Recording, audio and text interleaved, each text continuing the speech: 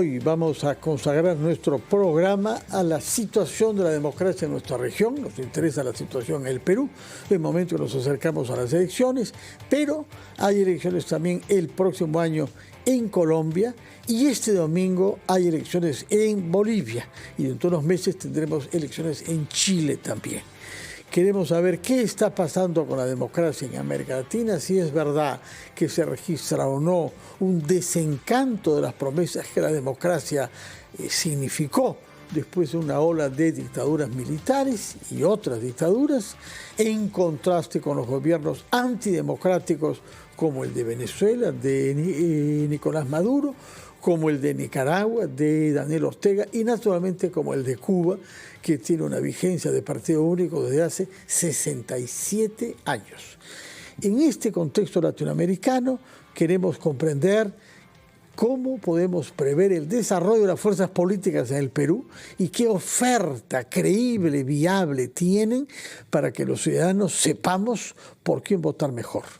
En la cabina de RPP nos va a acompañar durante esta hora un politólogo de las nuevas generaciones formado en la Universidad Británica de Oxford, Santiago Bedoya, quien es actualmente investigador en el centro WIñac, que es un centro de análisis y de consultoría a cuyos miembros hemos acudido en varias oportunidades. Santiago Bedoya, muy buenos días. Muchísimas gracias, Fernando. Es un placer estar acá con ustedes y nada, acá listo para conversar sobre la situación de no solamente nuestro país, pero la región como tal. De acuerdo. Y vamos a establecer y permanecer en línea telefónica con un investigador, un politólogo boliviano, decano de la Facultad de Derecho y Ciencias Políticas de la Universidad Católica de La Paz, Carlos Cordero Carrafa. Muy buenos días, señor Cordero. Gracias por estar con nosotros en RPP en el Perú.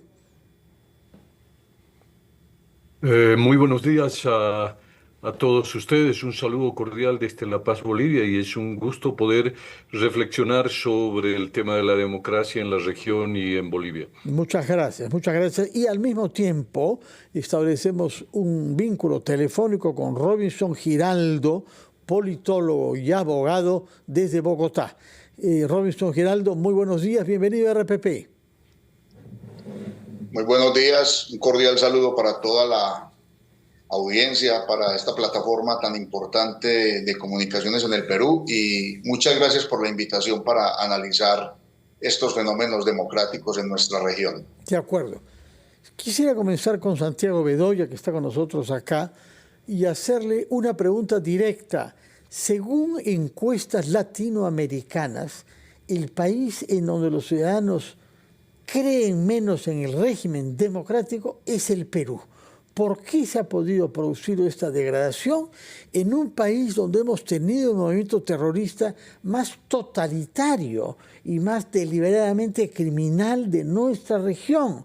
Hasta el punto que se le compara con el régimen camboyano de los Jemeres Rojos, también inspirado por un maoísmo de ultra izquierda, Jemeres Rojos que consideraban poder matar a una tercera parte de la población para que las otras 2/3 partes vivan bajo el régimen impuesto por los jefes de Jemeres Rojos. Claro, Fernando, muchas gracias por la pregunta. Es una situación bastante complicada, la verdad, porque no solamente podemos ver la historia de los últimos 40, creo que para entender el desencanto peruano con la democracia tenemos que ver la historia de los últimos 100. Si nos ponemos a calcular más o menos, el historial democrático del Perú, comparado en especial con países vecinos, como es el caso de Colombia, es muy pobre, es muy mediocre. Nos hemos pasado más de la mitad del siglo XX en dictaduras, en situaciones de gobiernos autoritarios, sea regímenes militares o sea regímenes cívico-militares. Y esto es siendo un poco generosos con la República Aristocrática a principios del siglo XX. Así que comencemos por ahí. No hay cultura democrática, digamos, establecida e institucionalizada en el país que tenga largo rodaje histórico.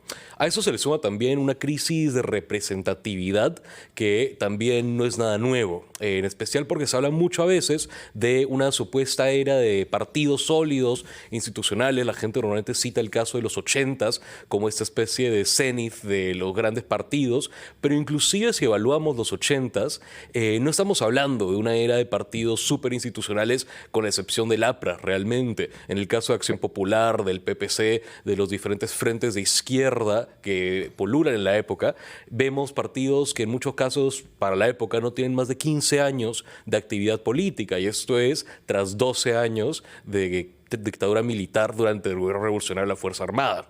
A eso se le suma obviamente después esta crisis de partidos que lleva al auge de Alberto Fujimori en los 90s.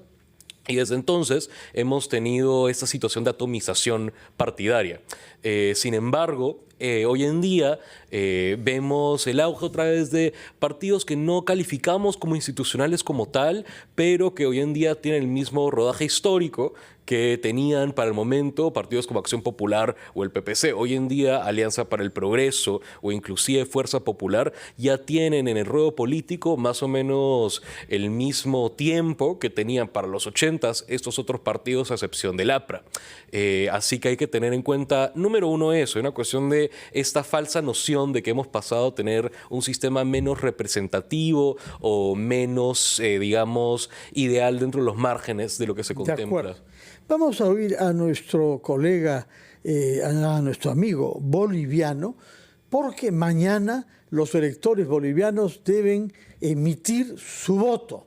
Y todas las encuestas prevén que eso significará el fin de 20 años de hegemonía del movimiento del socialismo MAS, que es el partido creado por el expresidente Evo Morales, que ni siquiera puede postular esta vez y que está preconizando más bien el voto nulo. Vamos a ver qué perspectivas tiene eso, y al mismo tiempo que las encuestas, tengo entendido, sugieren que el MAS, que va con un candidato propio, de todas maneras, no pudiendo hacerlo Morales, tiene unas intenciones de voto que bordearían el 3%. Y se prevé que los dos candidatos que pasen a la segunda vuelta son dos candidatos de partidos de derecha. ¿Estos datos son exactos? ¿Esto es lo que dicen las encuestas, señor Cordero? Pues la descripción es muy precisa. Evidentemente, esta es una elección en la cual tiene algunos rasgos novedosos. Uno es la crisis interna del partido de gobierno que ha derivado en el impedimento legal para que el expresidente Evo Morales no sea candidato. El actual presidente ha declinado su posibilidad de ser candidato en este proceso electoral, de tal manera que podía haber optado por una reelección.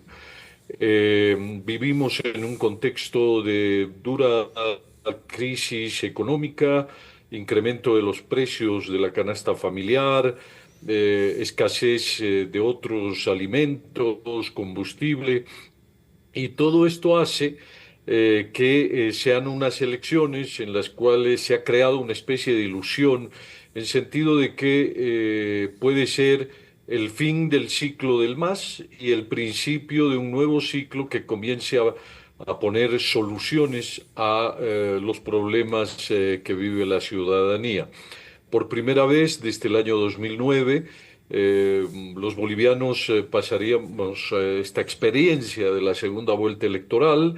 De todas maneras, evidentemente el expresidente Evo Morales ha convocado al voto nulo.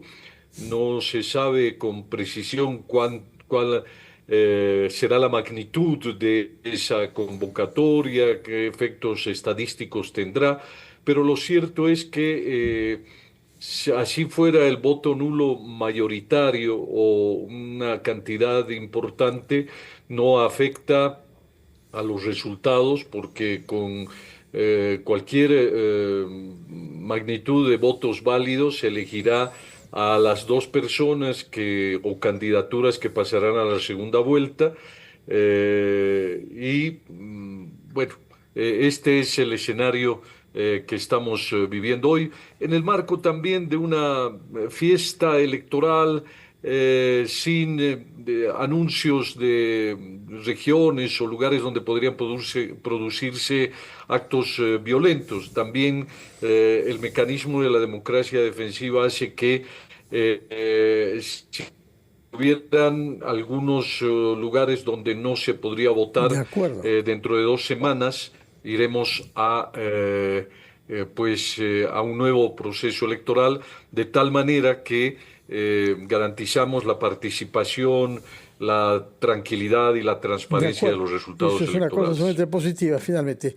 Vamos a hablar brevemente con nuestro compañero de Bogotá, Robinson Giraldo, donde la circunstancia es completamente diferente. Ustedes tienen elecciones el próximo año y quería saber si la estructura de los partidos, el sistema partidario se mantiene más o menos estable. Hay en todo caso algunas figuras que han mantenido vigencia. Quisiera saber ¿cuál es el estado de la democracia en Colombia al cabo de la mayor parte del régimen del actual presidente Gustavo Petro? Yo le ruego que nos conteste. Después de una breve pausa, retomamos con usted para oír su punto de vista desde Bogotá. Vamos a la pausa y retomamos entonces Enfoque de los Sábados.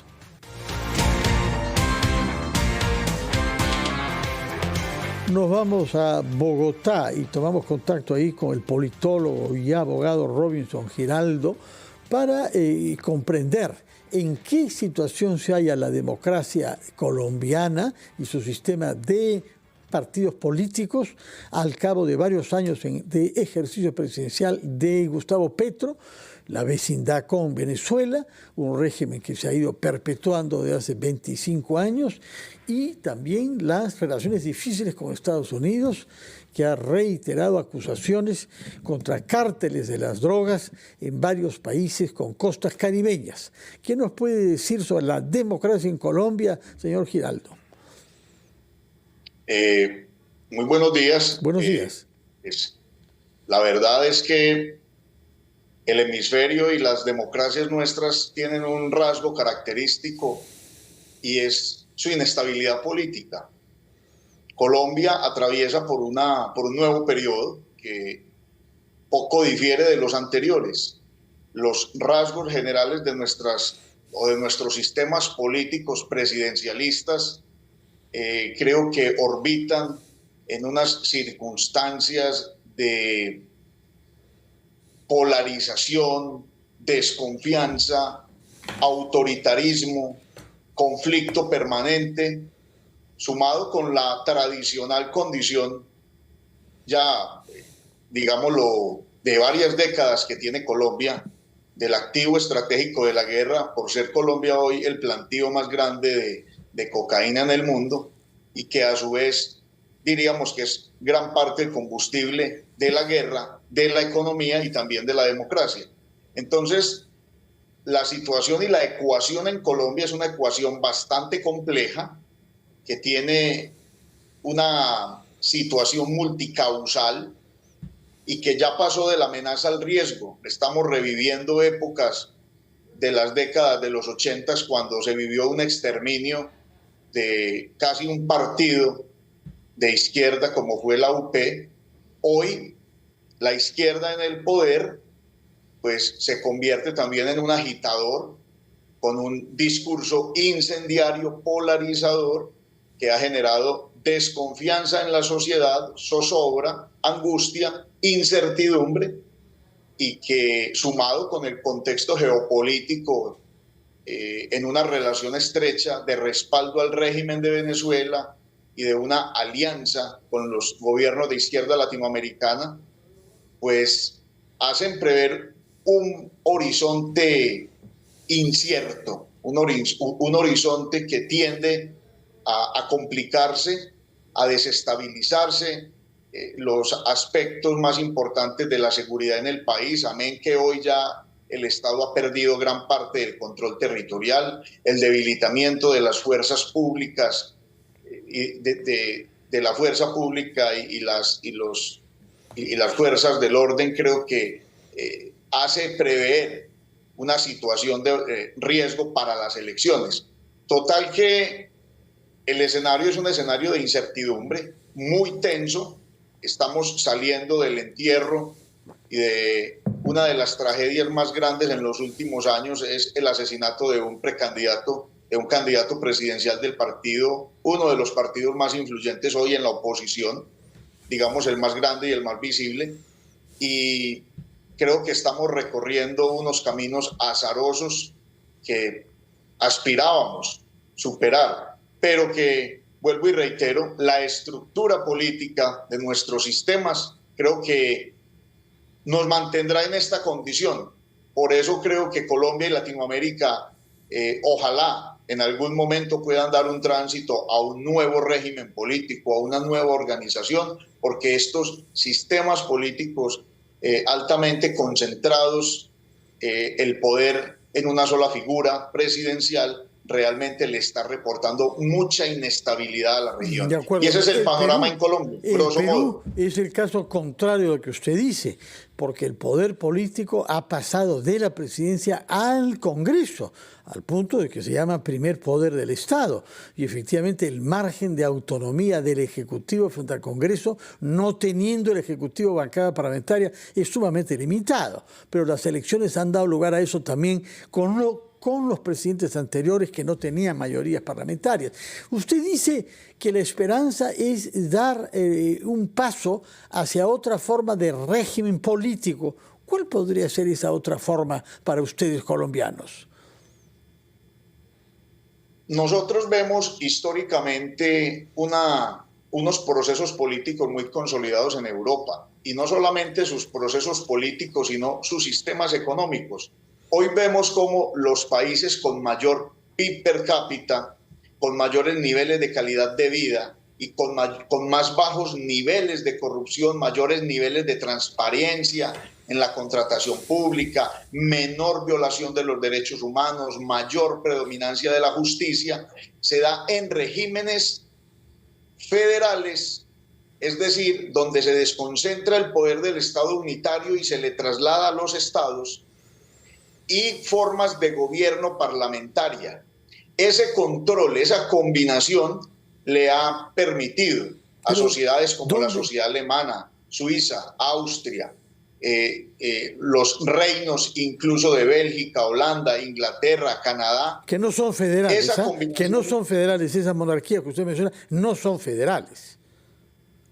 Claro, Alemania tienen sí. un sistema federal en tanto que cada parlamento, en tanto que cada estado, en el caso de Inglaterra, pues cada uno de los Gales y los demás países que conforman se federan. Sí, es un esquema federal, pero respetando la autonomía de cada uno, pero manteniendo la unión. El concepto de la unión es diferente al de unidad. En la unión todos están voluntariamente unidos, y en la unidad creo que hay una dictadura judicial, por decirlo de alguna manera, ¿Cómo un unanimismo jurídico que es lo que impide que las regiones se puedan desarrollar. Dictadura judicial. ¿Qué cosa quiere decir usted cuando habla de dictadura judicial? Es una expresión que no hemos escuchado nunca y que nos gusta muy poco. Bueno, puede que el término sea un poco disonante, sí, pero poco, sí. El unanimismo jurídico de los estados unitarios impide que las regiones tengan autonomía para construir y para trazar el rumbo de su destino. Todo que las decisiones se toman en un solo centro de poder que alimenta el sistema jurídico, y muchas veces la falta de autonomía limita el crecimiento económico y las posibilidades de competitividad, que a su vez eleva el crecimiento económico y el desarrollo de los países. Muy bien. Permítanos ir a una nueva pausa, señor Giraldo, y luego retomaremos nuestra conversación con el amigo que nos está escuchando desde La Paz, y hablaremos acá en Lima con Santiago Bedoya. Vamos a regresar a La Paz y tomar ahí contacto con Carlos Cordero, que nos ha hablado del fin del ciclo del movimiento al socialismo, el MAS, fundado por Evo Morales hace más de 20 años. Yo quisiera saber, ¿los electores bolivianos en general van a decidirse en base a qué factores? Porque hay, por una parte, una situación económica sumamente grave, por una parte, pero por otra, el cansancio de 20 años de un régimen político que ha consagrado la hegemonía de un solo partido. ¿Qué es lo que lleva a los electores, en el caso boliviano, a escoger por uno u otro candidato? Pues sí, la presencia del movimiento al socialismo hace 20 años atrás despertó mucha ilusión, esperanza de que podría cambiarse supuestamente un sistema político de partidos corrompido, un manejo del Estado ineficiente, por una nueva generación de políticos donde la base étnica fuera la protagonista. Y durante estos 20 años, eh, los movimientos sociales o la base étnica del país o los representantes de esos grupos étnicos que llegaron al poder del Estado aprovecharon su presencia en el poder para corromperse aún más, para robar a los más pobres, es decir, a la población de la cual ellos eran representantes. Y todo esto derivó en que una gran decepción, no con la democracia, sino con estos partidos políticos, con el movimiento al socialismo. Y ocurre que Evo Morales, si bien hizo una reforma a la Constitución, transformaciones en el Estado y en la sociedad importantes como la participación, la inclusión social. También creo que el poder terminó por obnubilarle las decisiones. Finalmente terminaron en un gobierno de carácter autoritario, ineficiente y con una vocación de permanecer en el poder hasta el fin de los tiempos. Intentó hacer una reforma de la Constitución para eternizarse en el poder y la ciudadanía ya en ese momento le dijo no, y hoy día, ya en las elecciones 2025, se está ratificando la ciudadanía de la decepción o el desencanto con el movimiento al socialismo, con este bloque de izquierda o este partidos de izquierda que ilusionaron y al mismo tiempo desencantaron, y parece que ahora el comportamiento será de un fuerte, duro voto castigo el partido, al movimiento al socialismo, que hoy está yendo dividido.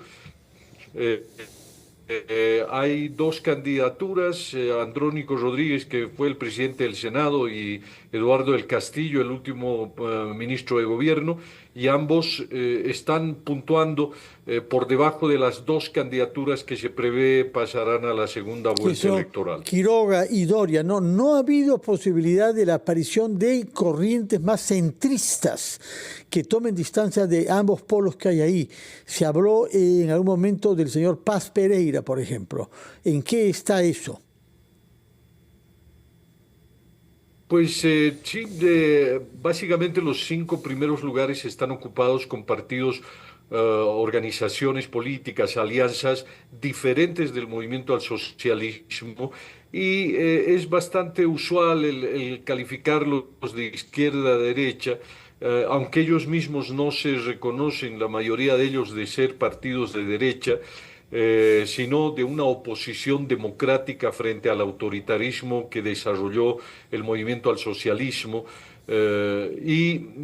Sí, el candidato Rodrigo Paz, que comenzó con muy baja puntuación, durante la campaña ha ido subiendo en la preferencia y hoy ocupa un tercer, cuarto lugar.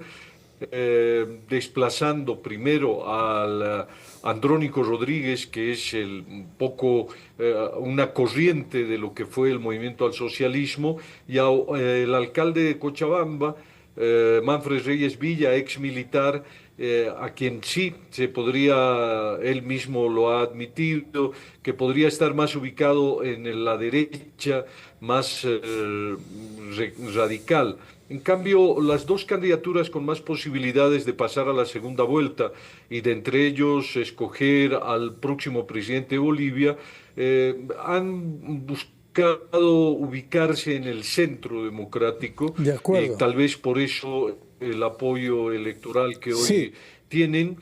Básicamente su propuesta coincide en que hay que poner orden sin fiscal, duda, sin hay duda. que eliminar algunas subvenciones y tratar de generar confianza para recibir inversiones en Bolivia y luchar contra la corrupción, que es uno de los problemas que aqueja al Estado boliviano. Entonces, ¿usted diría finalmente que el criterio de la mayor parte de los electores puede ser un criterio de política económica y de lucha contra la corrupción?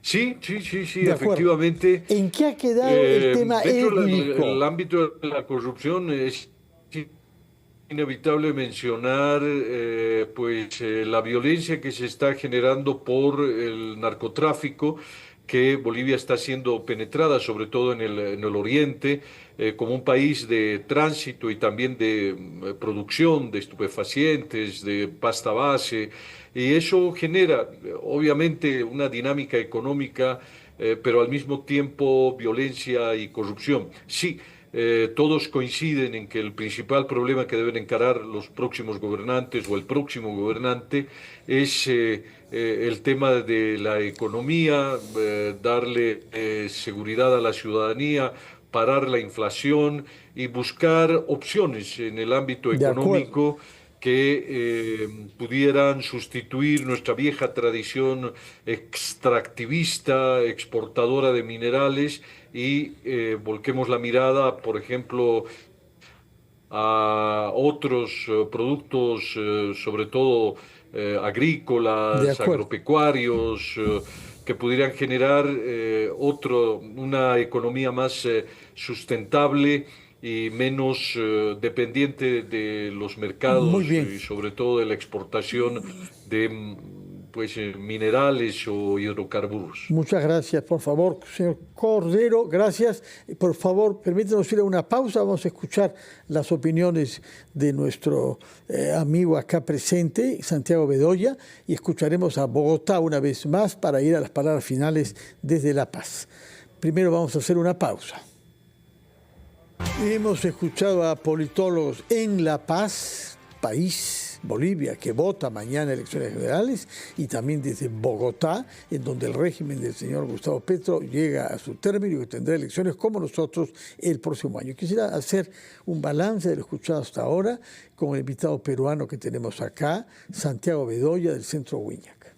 Muchas gracias, Fernando. Bueno, el balance general es que claramente tenemos un periodo crítico para la democracia latinoamericana. Obviamente, en el caso colombiano hemos visto este amedrentamiento de, digamos, el orden cívico a nivel del diálogo que se ha mantenido históricamente entre políticos, gracias a la postura retórica adoptada recientemente por el presidente Gustavo Petro. Eso lo hemos visto llegar a su punto máximo esos últimos 2 meses entre dimes y diretes entre la oposición y el presidente Petro tras el asesinato del precandidato presidencial Miguel Uribe Turbay.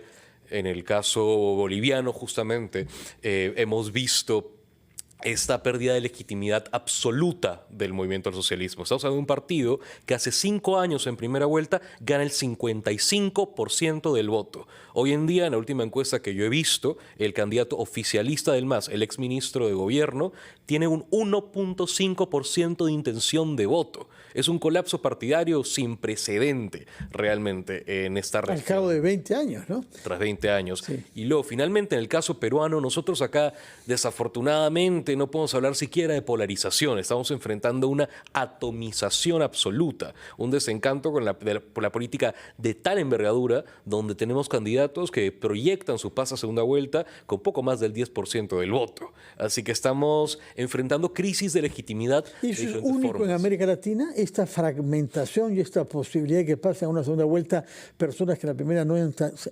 sacado más de 10%. ¿Existe en otro país? Estamos viendo, y estoy seguro acá que nuestro compañero de Bogotá me puede corregir, estamos viendo un fenómeno no muy disímil en el caso colombiano, donde ya no vemos las cifras de intención de voto que se veían en las elecciones del 2022 o inclusive del 2018, pero ya estamos viendo esta fragmentación y esta atomización. Sin embargo, en el caso colombiano, yo tengo la impresión de que eso se va a ir recuperando realmente tras vayamos a Bogotá justamente y retomemos nuestra conversación con Robinson Giraldo ahí. Si hablamos sobre democracia, el antimodelo es sin duda el régimen de Venezuela. Directamente el señor Maduro quiere permanecer en el poder, porque además sabe que fuera de él corre todos los riesgos posibles. En los últimos días hemos visto que el monto del rescate ofrecido por él, por Estados Unidos, $50 millones, es superior al que en su momento se ofreció por Bin Laden, ¿no? Estamos ante una situación de extrema tensión entre Estados Unidos y Venezuela. El canciller Marco Rubio, norteamericano, ha insistido en que las organizaciones de narcotraficantes respaldadas, según él, por el régimen de Venezuela, son grupos terroristas y que amenazan la seguridad nacional en Estados Unidos, razón por la cual queda permitido el uso de la Fuerza Armada. Estamos ante esta situación gravísima para Venezuela. Fuerza Armada no es ya invasión, como hubo el año 89 en Panamá, el uso de misiles que hemos visto en otros países recientemente. Por eso quería preguntarle, en este momento, sabemos que el presidente Petro sigue teniendo magníficas relaciones con su homólogo venezolano, Nicolás Maduro, pero ¿qué dice la población colombiana? ¿Qué le puede encontrar un elector venezolano de positivo a lo que se ha logrado en Venezuela en 25 años de chavismo, en términos económicos o en términos de libertades? Es desesperanzador. Es desesperanzador el panorama porque todo esto se traduce en una gran frustración de la población, en una gran decepción, porque obviamente nuestros grandes cuerpos electorales no tienen unos niveles de cualificación política que les impide discernir y descubrir esos sofismas a través de los cuales, digamos, la política, ambas, de izquierda y derecha, se han dedicado a prometer más que cumplir, a merced también de unos aparatos administrativos pésimos que ya hoy no permiten la satisfacción de las necesidades y el cumplimiento de los servicios básicos para la población. Entonces, también el fenómeno de atomización se vive en Colombia porque hay más de 65 precandidatos presidenciales. Digamos que no hay una fuerza ya contundente o una tendencia clara de cuál va a ser ese desenlace. ¿Pero estos 65 candidatos están inscritos y reconocidos por la autoridad electoral o son precandidatos que están todavía haciendo los primeros pasos? Son precandidaturas que se van formalizando en el trayecto, en este último semestre del año 2025 para entrar formalmente a convertirse en candidatos, bien sea de coaliciones entre partidos pequeños o partidos que tienen obviamente tradicionalmente sus candidatos.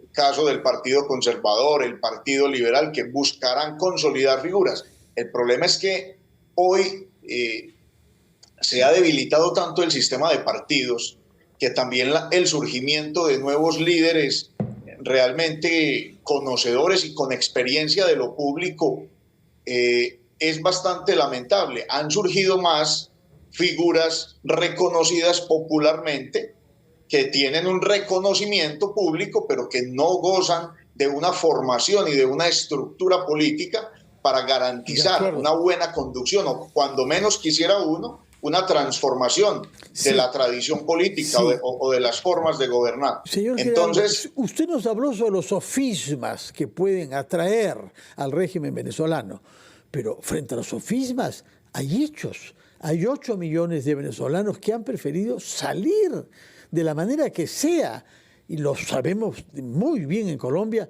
y en el Perú y en el Ecuador. Todos esos migrantes que han huido de un régimen empobrecedor y un régimen que ha amenazado libertades fundamentales, para comenzar por la prensa, naturalmente, pero también el resto, sindicales, etcétera.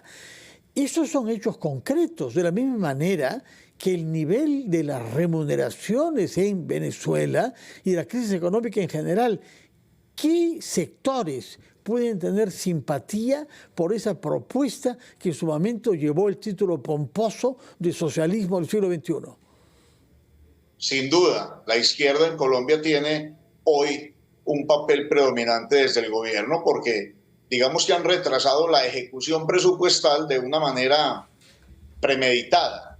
Creeríamos, desde los análisis que se hacen, que se instrumentalizará el aparato del Estado y el aparato administrativo a través de contratación directa, órdenes de prestación de servicio, para comprar esas afinidades y mantener esos motores electorales, como lo llamamos coloquialmente en la política, aceitados de cara a mantener el poder en el 2026.